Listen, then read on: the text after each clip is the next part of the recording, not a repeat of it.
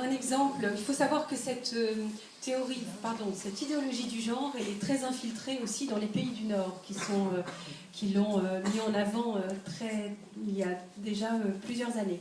Donc en Suède, il y a une école qui s'appelle Egalia, qui a décidé de supprimer toute référence au masculin féminin chez les enfants. Et ça, c'est un article du Courrier international. Alors, on cite le Courrier international. Là, vous voyez aussi la publicité, enfin une couverture du magazine Courrier international. Il faut savoir que c'est le Courrier international, comme Le Monde diplomatique, qui sont des revues qui ont un label, comment dire, une autorité, un aura scientifique. Ces revues-là appartiennent toutes au groupe du Monde. Hein. Donc voilà, dont un des actionnaires principaux est Monsieur Pierre Berger, bien sûr. Donc vous voyez cette couverture du Courrier international. Donc il s'agit d'un mannequin qui est transsexuel et qui est suédois et qui fait de la publicité pour une marque de lingerie. Je ne vais pas vous dire si la lingerie féminine ou pas, j'en sais rien. Bon, on ne le voit pas. Hein. Voilà. Donc vous voyez l'ambiguïté quand même de la personne. Enfin, en juin 2012, ça vous pourrez le retrouver sur le site d'Agoravox, dans le comté de Sörmland, au centre de la Suède, le parti de gauche déposait une proposition de loi pour que les hommes soient plus cassis. Je trouve ça complètement délirant. On en a parlé. Et on l'a mis pour illustrer un petit peu l'aberration du propos. C'est vraiment, on se disjoncte de toute réalité. Et en France, très récemment, un député voulait proposer exactement la même chose en France, là, il y a quelques semaines. Il est sûrement allé en observation en Scandinavie.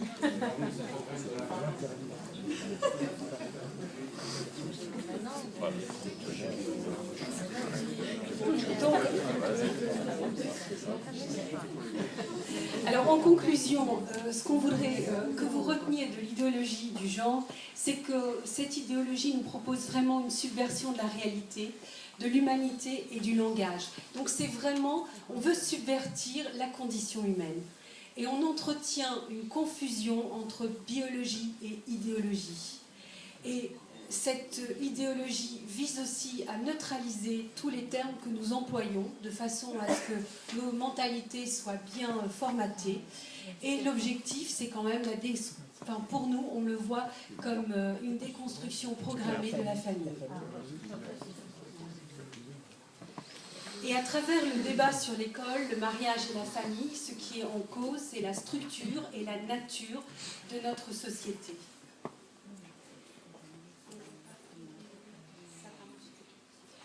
Alors, donc en fait, nous vous proposons de manifester, parce que manifester pour demander le projet de cette loi, c'est aussi manifester pour protéger la liberté de conscience des parents et le droit inaliénable d'éduquer les enfants dans le respect des valeurs morales et fondamentales.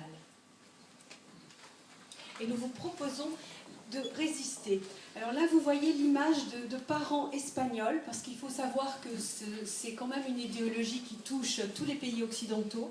Et en Espagne, il y a des parents qui résistent, hein, parce qu'ils vont devant les tribunaux pour que leurs enfants ne subissent pas les cours d'éducation laïque, parce que là aussi, en Espagne, on est un peu plus en avance qu'en France, et on a aussi, le gouvernement Zapatero a été très zélé sur la question, et donc les familles se sont groupées, il y a eu des collectifs, ils en ont appelé à la justice, et la Cour suprême espagnole, par contre, ne leur a pas donné raison.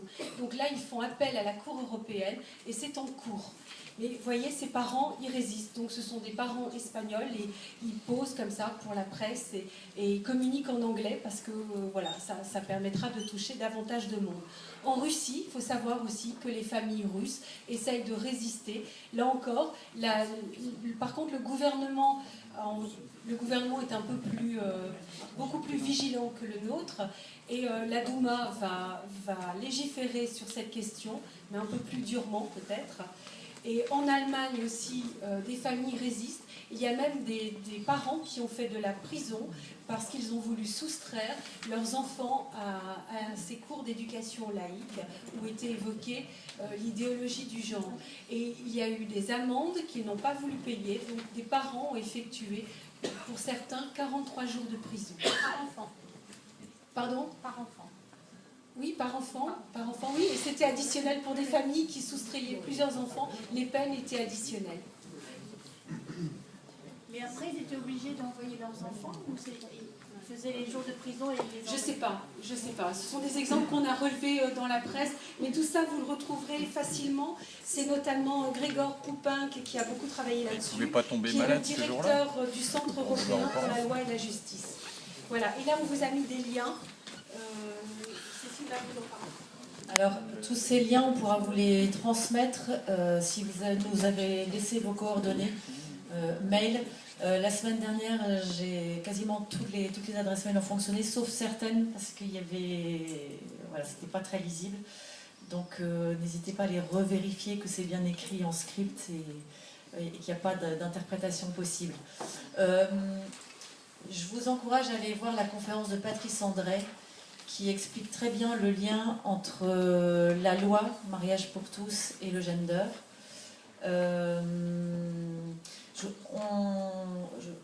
Il y a un lien aussi qui est très intéressant, qui est le gender contesté en Norvège. Il faut savoir que la Norvège, ça a été un des premiers pays à mettre en place le gender auprès des jeunes.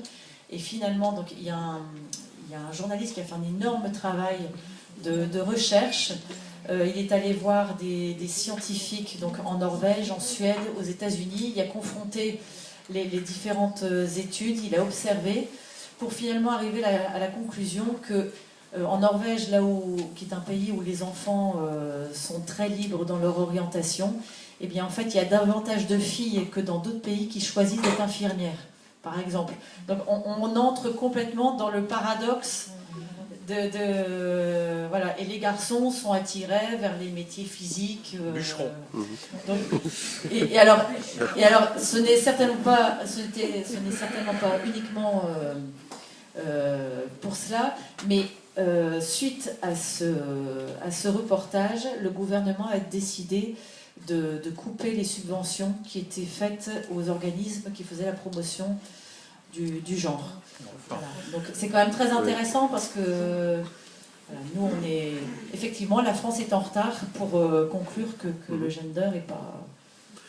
Donc on passe par un truc pas possible pour arriver finalement à la conclusion que les filles ont des prédispositions, les garçons en ont d'autres. Bien sûr, il y a toujours les exceptions qui confirment la règle et chaque personne est unique. Mais on va chercher. Je crois qu'il y a des pays qui ont refusé le mariage homo. L'Angleterre, je crois, l'Irlande. Récemment, la Colombie. L'Angleterre. La reine s'est opposée.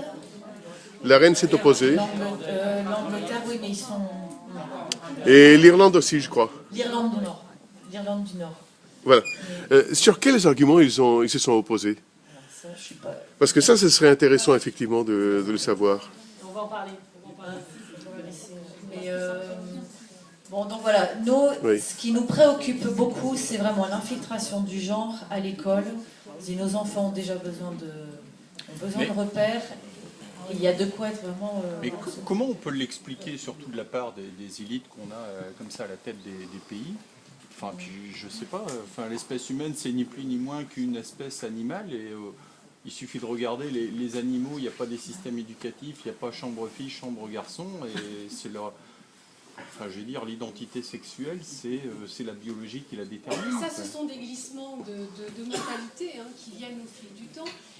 Mais je pense qu'on va, si vous voulez bien, on va s'arrêter là parce qu'on a prévu des modules qui doivent normalement durer 20 minutes. Et on a Anne-Claude Venot qui vient nous parler de l'adoption. Elle vient de Bruxelles, alors on la remercie. Merci Anne-Claude. Voilà.